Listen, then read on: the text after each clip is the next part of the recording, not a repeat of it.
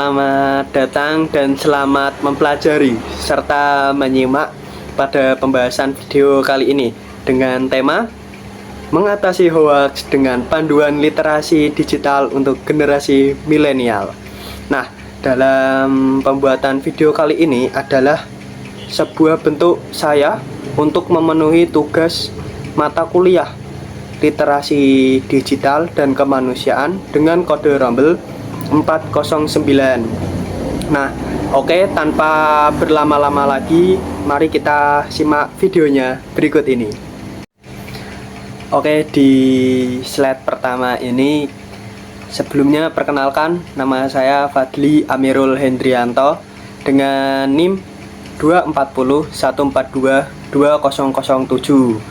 Nah, sesuai dengan apa yang tadi saya sampaikan di awal, ini adalah bentuk saya dalam memenuhi tugas di matkul literasi digital dan kemanusiaan dengan kode rombel 409. Nah, kemudian kita lanjut ke slide berikutnya. Nah, kita akan membahas cara kita dalam mengatasi hoaks dengan panduan literasi digital untuk generasi milenial. Nah, kita sebagai generasi milenial, sebagai pengguna aktif media sosial juga seringkali menjadi sasaran utama penyebaran informasi, baik itu benar maupun menyesatkan. Nah, dalam salah satu tantangan terbesar yang dihadapi itu adalah berita hoaks yang dapat menyebabkan kebingungan, ketakutan maupun konflik.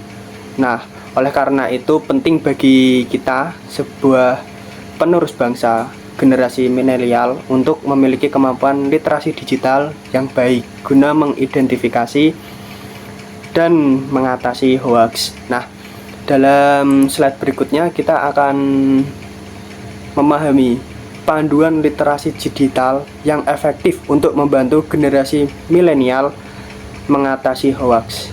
Nah, di sini yang pertama itu ada memahami konsep literasi digital. Nah, di sini dijelaskan, literasi digital bukan hanya tentang kemampuan menggunakan perangkat teknologi, tetapi juga mencakup kemampuan untuk mencari, mengevaluasi, dan memanfaatkan informasi secara efektif dan etis.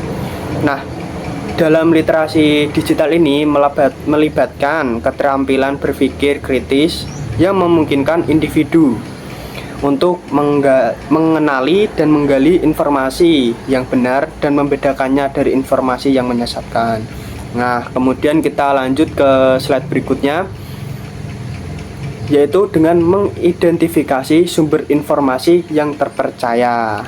Nah, ada beberapa tips nih untuk mengevaluasi kepercayaan sumber informasi, yaitu dengan pertama, memeriksa kredibilitas sumber.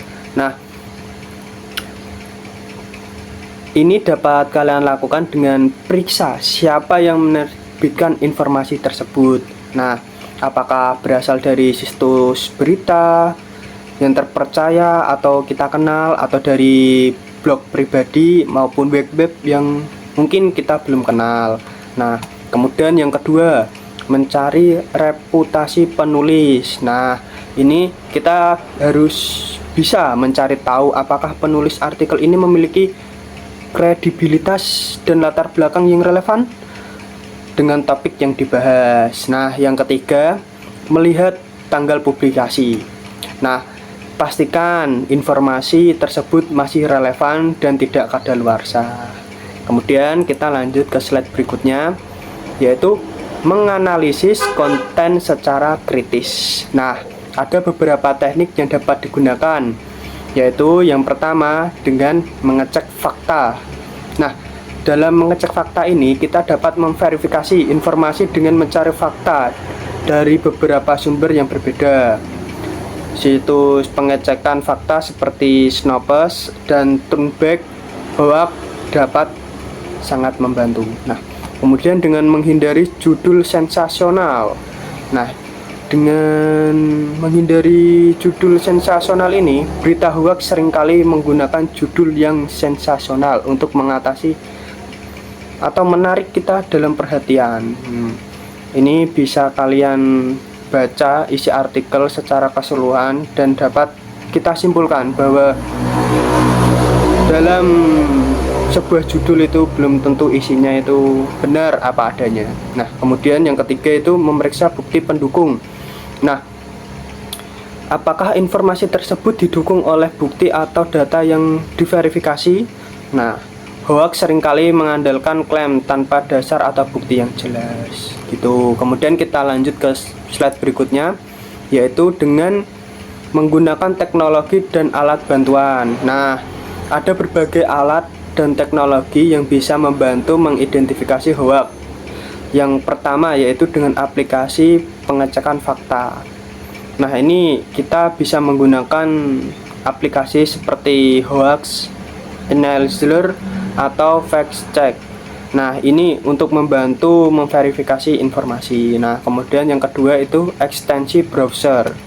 Nah, kalian dapat install ekstensi browser yang dapat membantu mengidentifikasi berita palsu atau tidak valid. Nah, kemudian ada media sosial. Nah, ini gunakan fitur-fitur di media sosial seperti laporan hoax atau tanda verifikasi pada akun untuk membantu mengidentifikasi sumber yang terpercaya.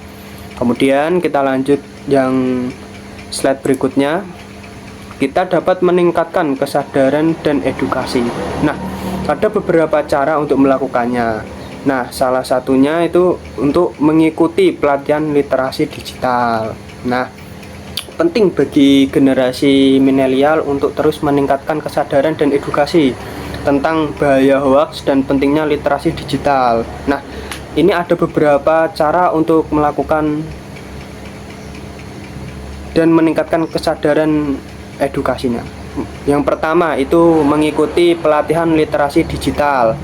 Nah, kita dapat mengikuti kursus atau pelatihan yang menawarkan keterampilan literasi digital. Kemudian menyebarkan kesadaran. Nah, bagikan informasi dan panduan tentang literasi digital kepada teman dan keluarga untuk memperluas kesadaran. Kemudian dapat berpartisipasi dalam diskusi online. Nah, ini terlibat dalam diskusi online yang membahas topik literasi digital dan cara mengatasi hoax. Nah, kemudian kita sampai di isi kesimpulan pembahasan kita kali ini, yaitu hoax merupakan ancaman serius di era digital ini. Namun dengan literasi digital yang baik, generasi milenial dapat menjadi lebih tangguh dalam menghadapi informasi yang menyesatkan. Dengan memahami konsep literasi digital, mengidentifikasi sumber yang terpercaya, menganalisis konten secara kritis, menggunakan teknologi bantuan, dan terus meningkatkan kesadaran serta edukasi. Nah, generasi milenial dapat memainkan peran penting dalam memerangi penyebaran hoax. Mari kita bersama-sama membangun ekosistem digital yang lebih sehat dan informasi yang lebih akurat. Nah, sampai kita di penghujung akhir video.